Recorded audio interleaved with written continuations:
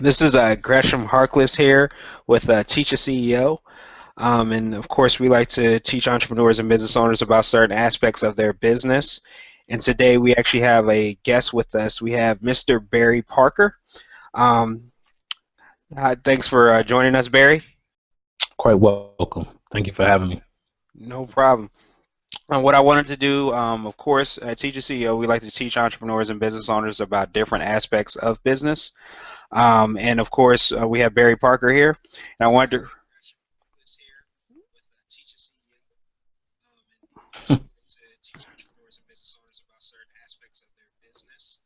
I'm recording myself, so you guys heard me twice. All right, we got that all cleared away. But Barry Parker is the Chief Operations Officer for Capital Credit Group LLC, a leader in the merchant services industry. Barry was born and raised in Brooklyn, New York, and graduated from Florida A&M University with a degree in psychology. Currently, he is pursuing his master's degree in cybersecurity at the University of Maryland, University College. Mr. Parker has served as a police officer for the past 14 years with the New York City Police Department and presently with the District of Columbia Metropolitan Police Department. Since serving as COO of Capital Credit Group, Mr. Parker has assisted in enhancing website operations and creating a more efficient process for acquiring new clients. For the past 2 years, Barry has served on the membership committee of Business Networking International's Montclair chapter in Montclair, Virginia. Barry is certified silver and gold member of Eric Loftman's International Selling System. Barry has lived in Dumfries, Virginia for the past 7 years with his wife and two wonderful daughters.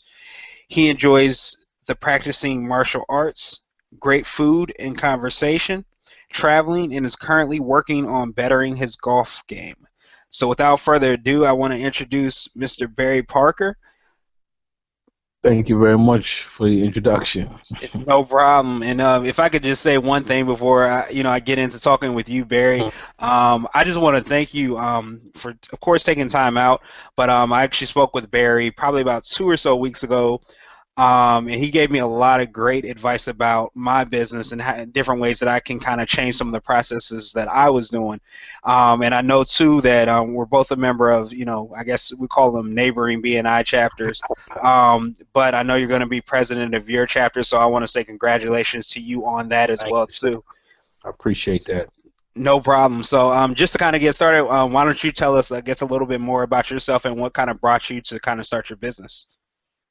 I guess, I've always kind of had an entrepreneurial spirit. My mother was entrepreneur. I just, I wasn't clear of what I wanted to do. I searched different things, did a lot of network marketing companies, was a little advanced in looking for different things, but never really settling on one thing. And one of my mentors, Jay Abraham, he partnered with this particular merchant services company, and it opened me up to the merchant services industry. And one of the things about the merchant services industry that I kind of took to was the flexibility, the ability to actually go into various industries, and I'm a diehard person who likes to learn different things, and I really was never a brick and mortar, have a store set up and run that kind of business. It kind of played into everything that I kind of lived. Service aspect. My father was a pastor, 33 years. Me being a police officer serving. So the idea of being in service kind of just it fell into it. I didn't plan it. It just fell. It opened itself. It made sense. And merchant services is about service, servicing the clients, trying to be given the best value for it. There's so many options. It comes down to service, and so going into merchant service kind of opening up into the world of servicing businesses. Um, So that's kind of how I got in merchant services and just kind of morphed into adding more services for businesses and moving in larger projects, but all in the business to business aspect. Okay, okay. Now, when you say, I know you said it a lot, and I think I've heard it a lot, but how would you define merchant services, and what exactly is it for businesses, and how to, I mean, because I know we know of the Square apps, of credit processing, but how would you define it, and kind of what does the average business owner kind of see from day to day?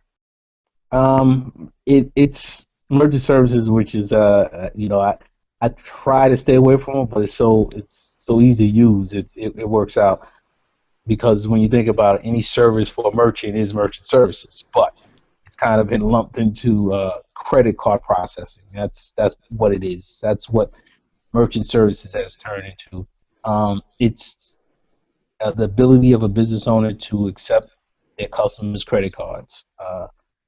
You mentioned Square. Square was a great adaptation for smaller businesses who didn't really need those higher costs involved in the credit card processing because credit card processing can be very expensive to businesses, and if you're not doing a lot of volume, it kind of eats into your profit. But it's a necessity just because everyone walks around with a debit card. They don't have any cash. It's at this point, it's a way of life. They're moving to contactless payments where they're using your phone, and so I mean that doesn't make a difference whether you take out the credit card. You still need someone to get that transaction. And credit card processing, we're really talking banking. If you break it down and go to the lower levels, it's banks exchanging and connecting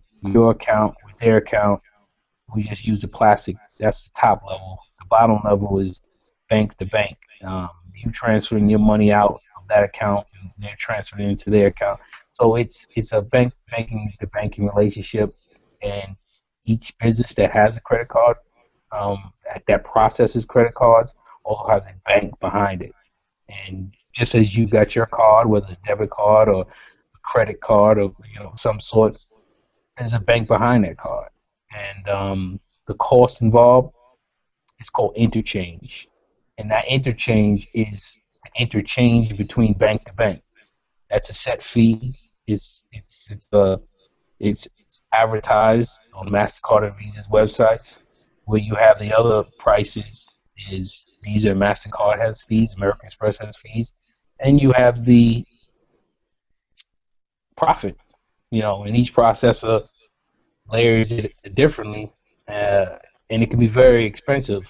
With Square, I'm talking just because we're talking on a point that I do. Square and the other um, plug-in phone devices, what they've done is just created not full merchant accounts, but little aggregates of a merchant account, and they just pool them together to form a merchant account.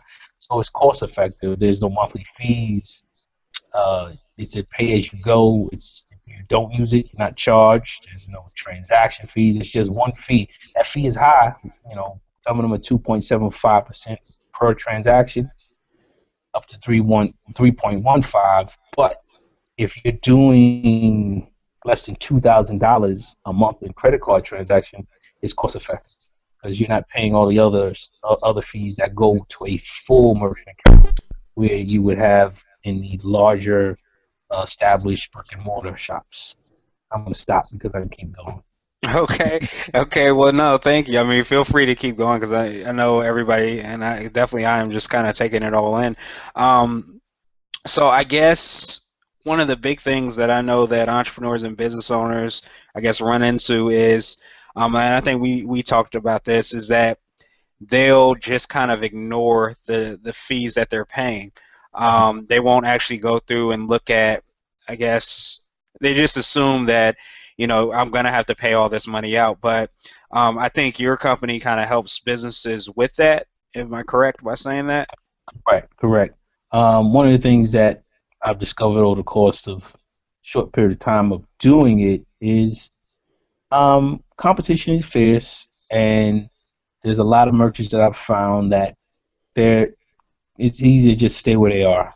Sometimes that's like relationships or whatever. Some people rather just stay where they are, whether they're miserable or not. then move to something else that might be better.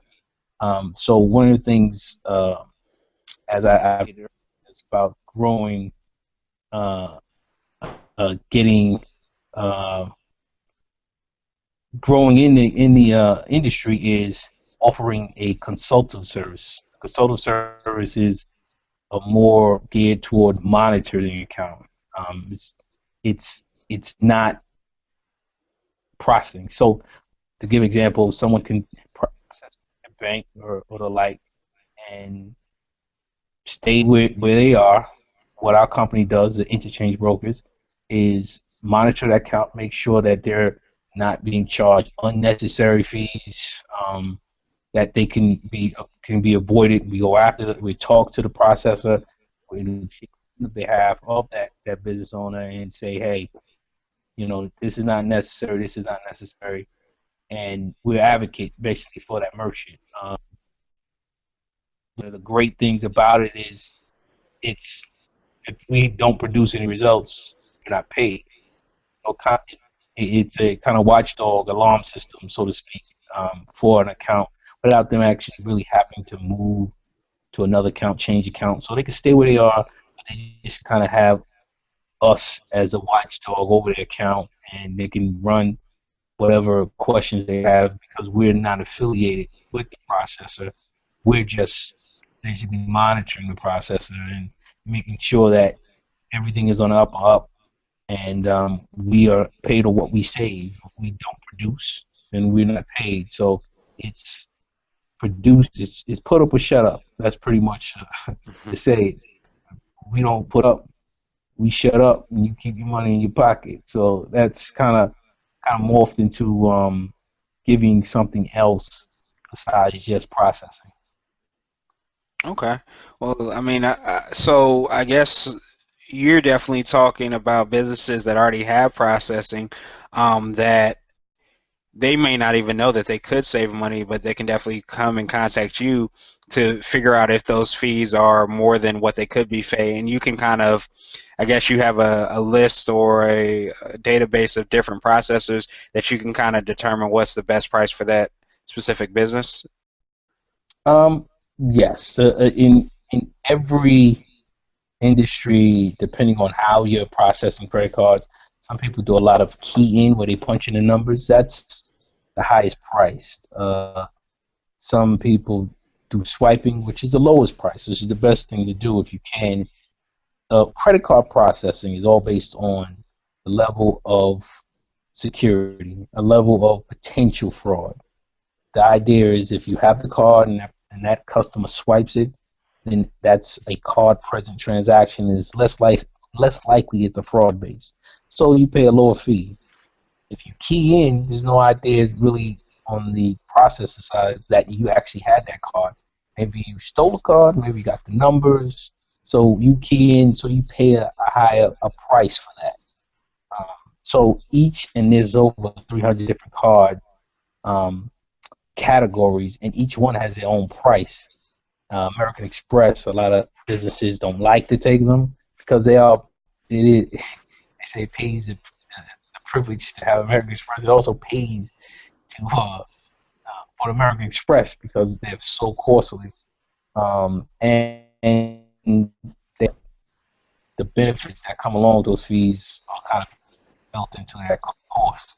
So it's a risk-based factor when businesses, and some businesses are doing things wrong, and what we do is kind of come in, and if we see that there's a high level of keyed in, we say, well, why are you keying in, or what's this?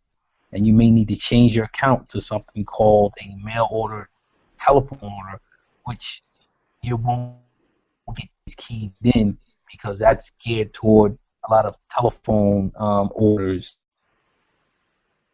accordingly. So it's pretty much an audit of how you conducting business, and you may be set up wrong. That particular process may be giving you some fees. I mean, some fees in there that are not necessary, and because we're a third party, I mean, a third party not involved in the process, they're they don't have it. There's no advantage of them telling you this is you need this because it's all about them trying to save you money. So Kind of hope I answered that question. Yeah, definitely. I mean, everything from businesses that are already established to businesses that are kind of looking for, um, I guess, a different process, and you can kind of help out in that sense. Now, I guess, what are the big, I guess, mistakes or errors you see for a lot of small to medium sized businesses?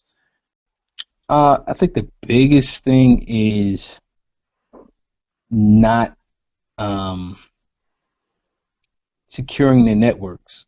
They kind of they take it kind of a little for granted, and it goes kind of in security aspect. When merchants, smaller, mid-sized, when they sign those agreements to process credit cards, they are saying that they're going to follow all the rules necessary to secure this information. Because remember, we see it in the news. You have Target, you have Home Depot now. There's countless stories of networks being compromised and people's credit cards being used.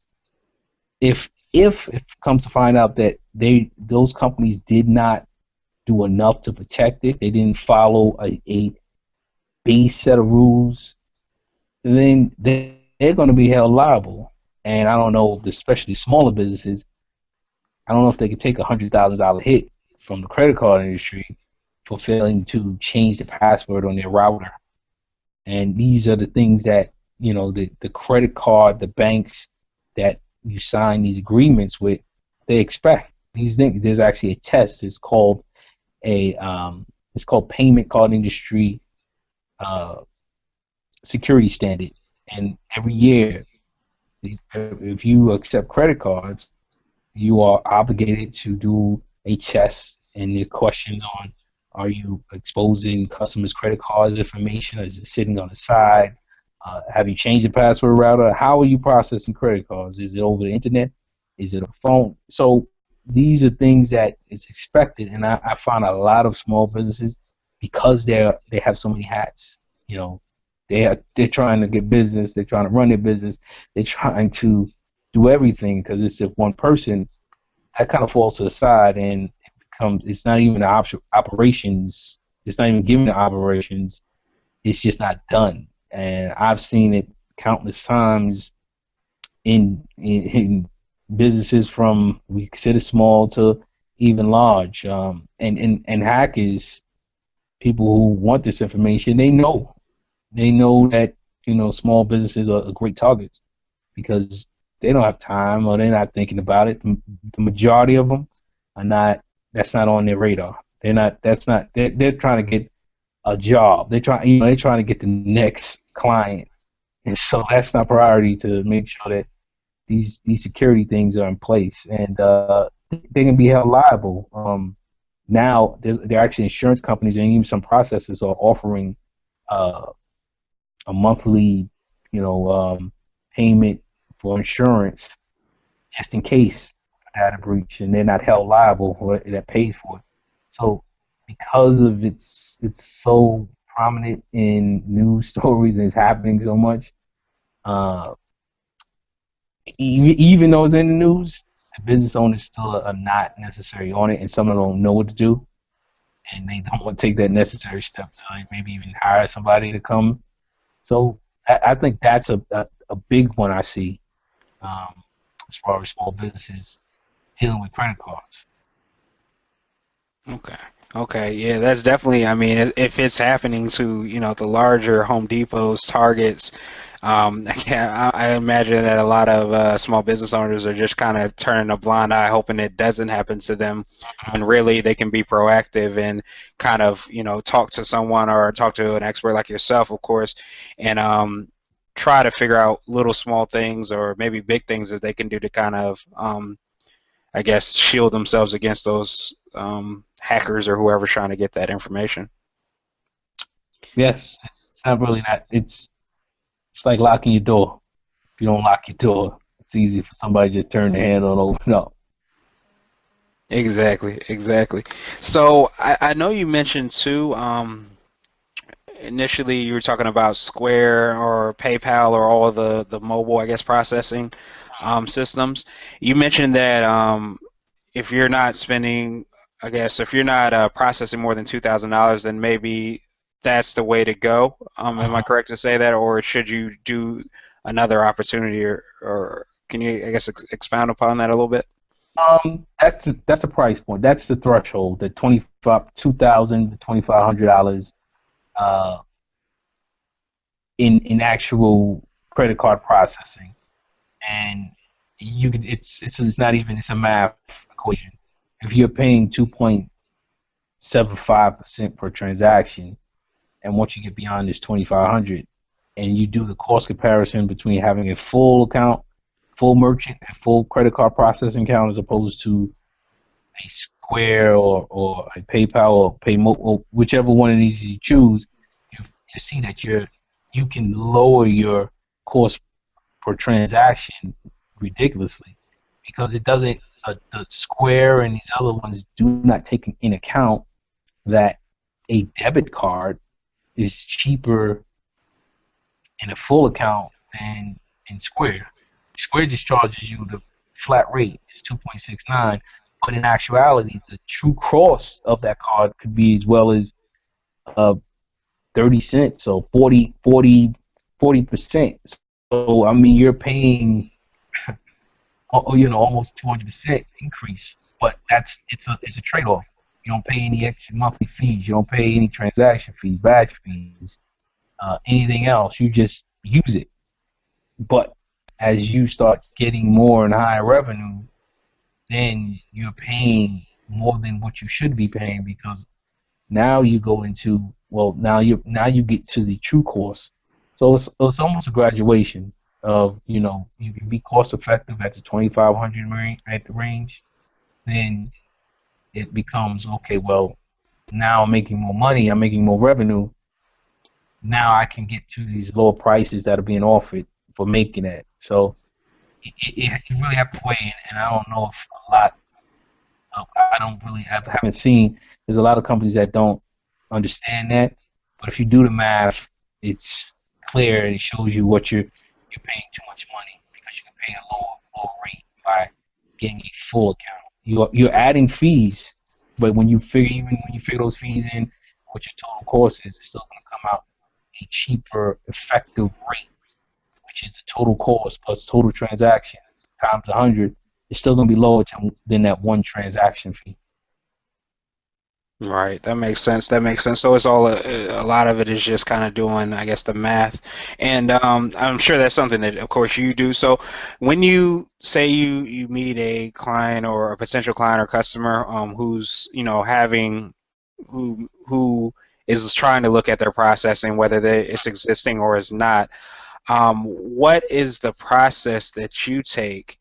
I guess from top to bottom in terms of determining whether or not you can save them money or not save them money. Can you kind of, I guess, talk a little bit more about that?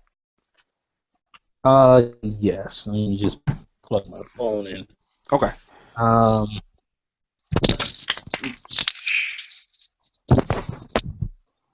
okay. 1 minute. Okay. The the biggest thing is finding out how they conduct business. What's the percentage of people that walk in the door and they give them a card, they swipe the card, as opposed to those that they key in. Why would they key in? And just kind of get a feel of how they conducting business. Looking at it's almost everyone asks a business owner for their credit card statement because the statement is an X-ray into their merchant account. It tells what's going on, what they're being charged. Have they been taking that yearly test that I just talked about? Because if the credit card processors charge a penalty fee, a monthly penalty fee for the businesses that do not perform that yearly fee. It's called a non-compliance fee.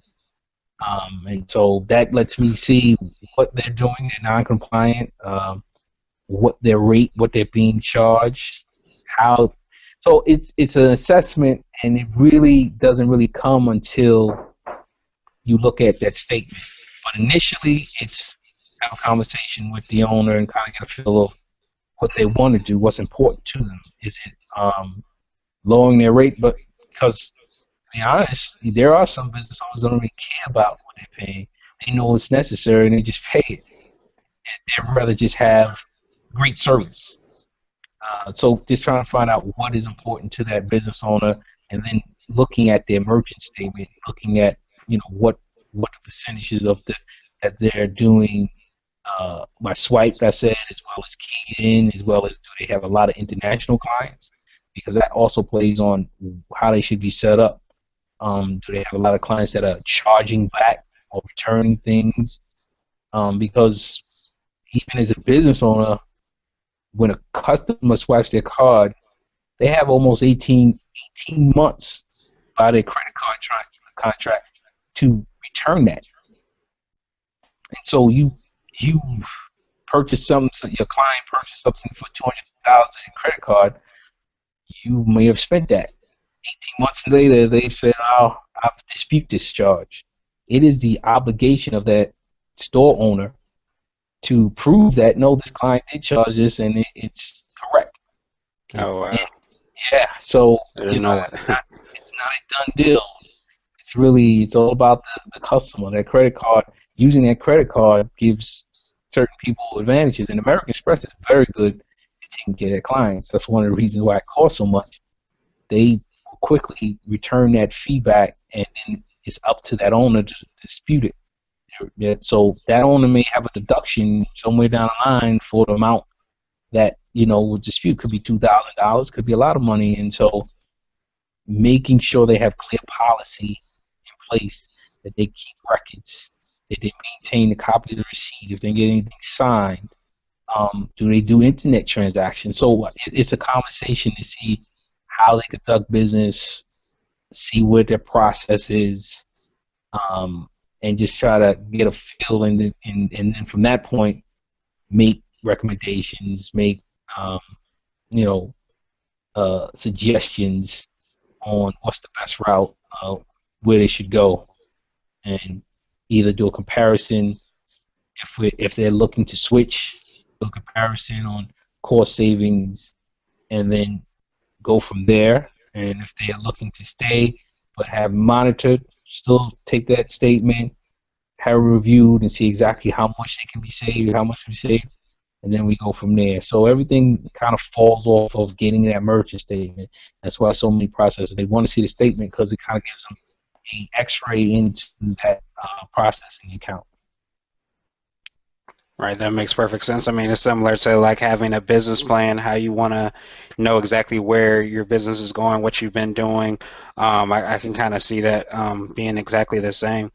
Um, I guess one of the other things I wanted to touch on too, I know that, of course, we touched on you being the president of BNI. Could you touch a little bit on that and kind of how that's helped out your business and what you've done so far? Well, I'm to be the president, but in In October, a few days, in a few days. uh, being the president um, gives you more exposure. I'm the one who's standing up, speaking for the most part throughout the course of the meeting. So I'm in everyone's eye throughout the duration of the meeting. So it and of course, with being the president of any organization, whatever it is, there are certain perks and clout that some people, whether they're real or not real, people just like to talk to the president. They think you have more power than what you may have. It's so they won't make a beeline to you, or they may take that call because you're the president. So I'm suspecting that I may have a little more one-to-ones, or maybe get a conversation with some people who may not have talked initially, because it's when you meet someone, they're not necessarily quick to have a conversation. They don't know you. It's at that point after you have that, you get the opportunity to, that they may say, "Well, I like you," but if that opportunity doesn't come, then they'll never know. So we've all missed out on talking to people that may have helped us in life and business, It's because we may have perceived them to not be able to help us. So I say the presidency may give me an opportunity to allow more people to get to know me that may not have. That's great. That's great. And how has I guess BNI in general definitely helped you out as a business. And for anybody that doesn't know, it's just like a group of networking um, business owners and professionals that can kind of help each other pass referrals, which are more qualified than leads. But how has that kind of helped you out your business? It's been very good. It's actually it's grown me tremendously from a couple of standpoints of personal growth of being obligated to stand up every week and give a 45 seconds in front of strangers at first, and then in front of more strangers that come in. You it makes you get prepared, or makes you see where you are in your process, your sales process, and what you have to say. The training is giving refinement on getting in order, getting a 45-second uh, introduction, and very clear and precise to let people know what you want, what you do, and how you can help them.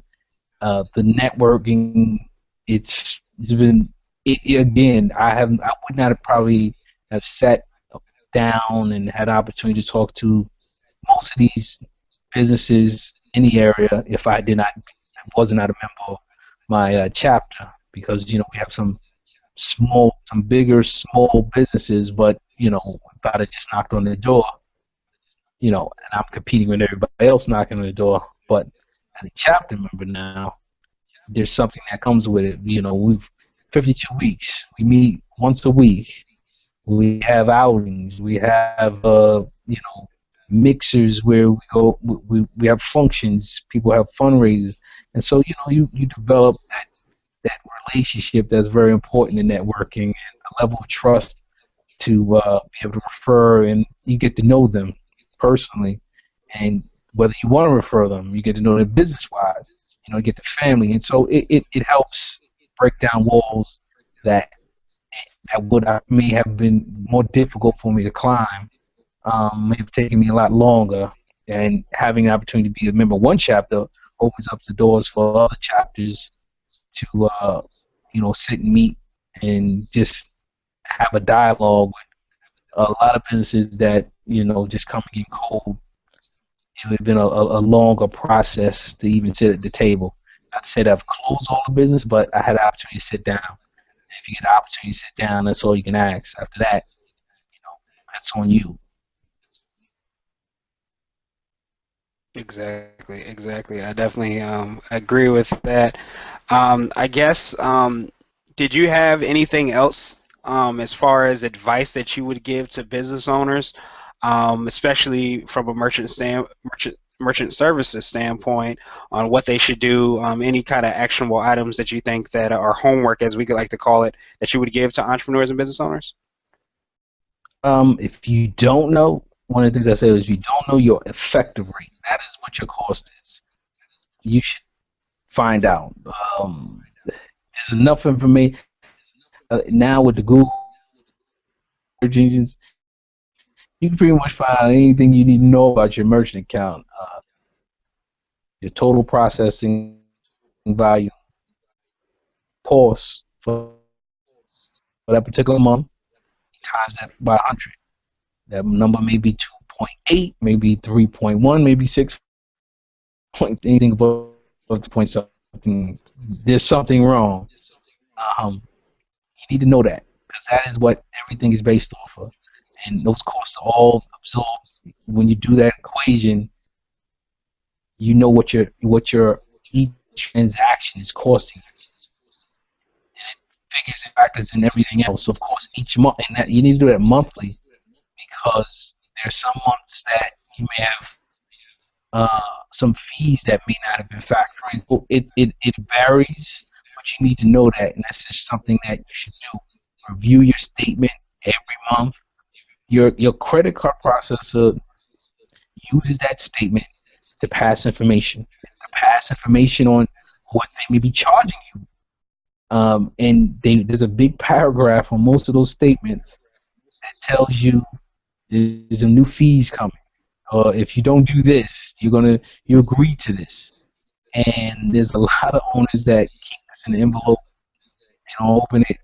If I come and ask for it, there's a bunch of them opening up envelopes, and it's just they have no clue what's going on.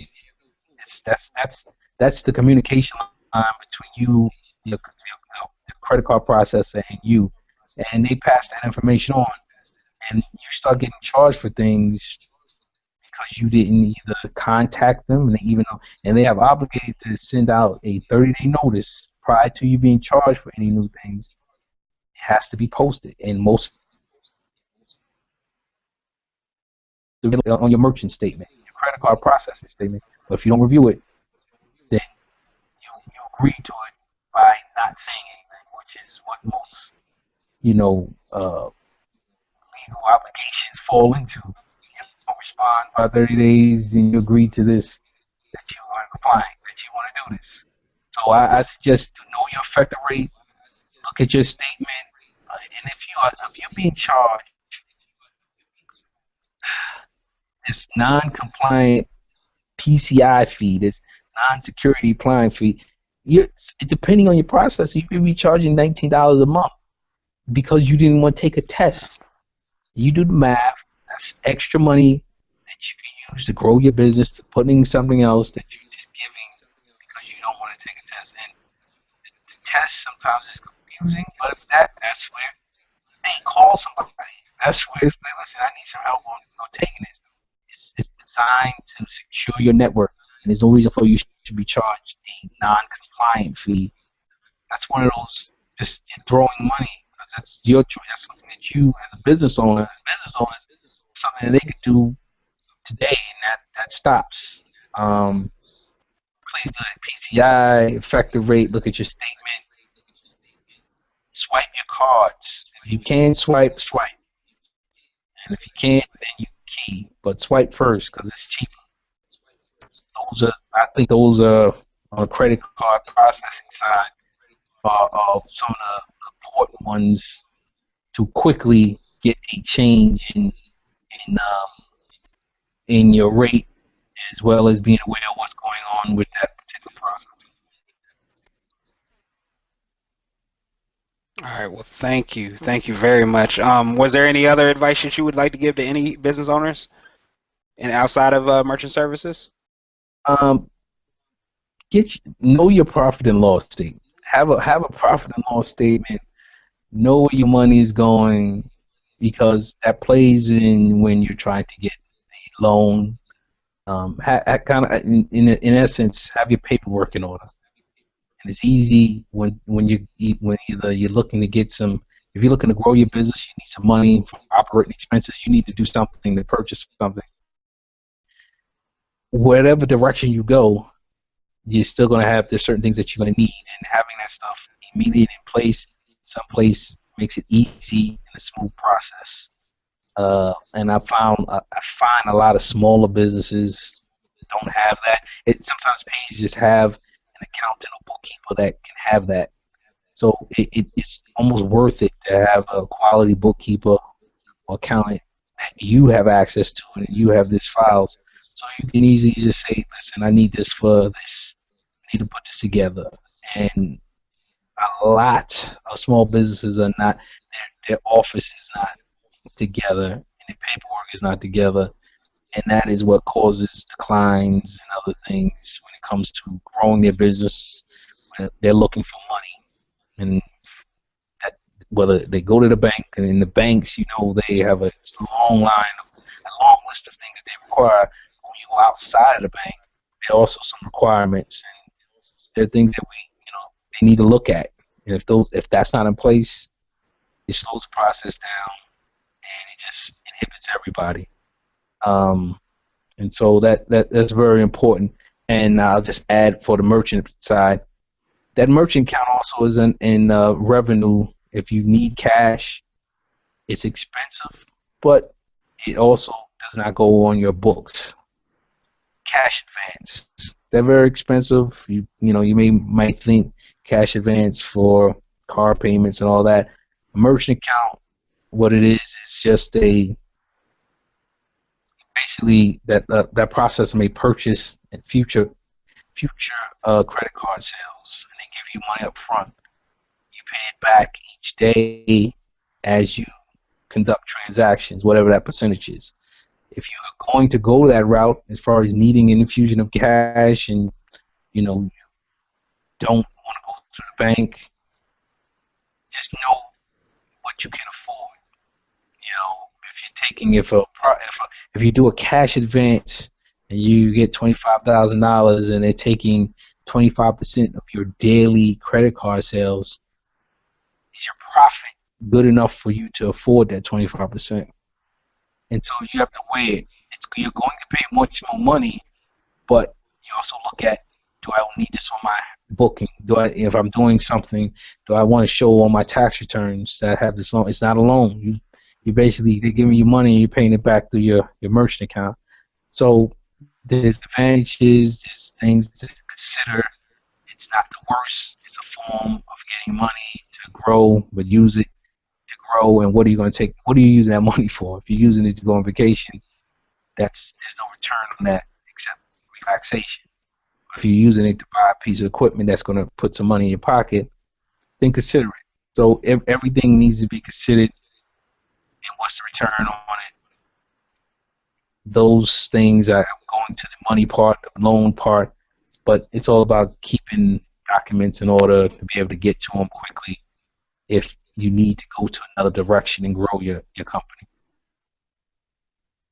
All right, perfect. Well, thank you, Barry. I'm gonna have to call you the money man now. If there's anything that you need to know about merchant services, just understanding your numbers. I know you talked about it, but I think it's probably one of the big things that entrepreneurs and business owners sometimes ignore, which can be the downfall of a lot of businesses because they don't understand like what products and services might provide the most profit. Like you said, like investing money in a certain aspect, but understanding that you can withstand it if you do it in a certain way. Just looking at things from a very strategic way. So, Barry, thank you very much for taking time out of your schedule to talk with us. I Just definitely no problem. I'll definitely have your contact information below the video, so when it goes live on YouTube, you'll be able to contact Barry. Like I said, I definitely learned a lot just right now, but definitely when we spoke, a couple weeks ago as well too. So thank you again. quite welcome. This is great. I definitely enjoyed this. All right, perfect. Well, this is Gresham from Teacher CEO signing off, and we'll talk to you next time. Take care, everybody.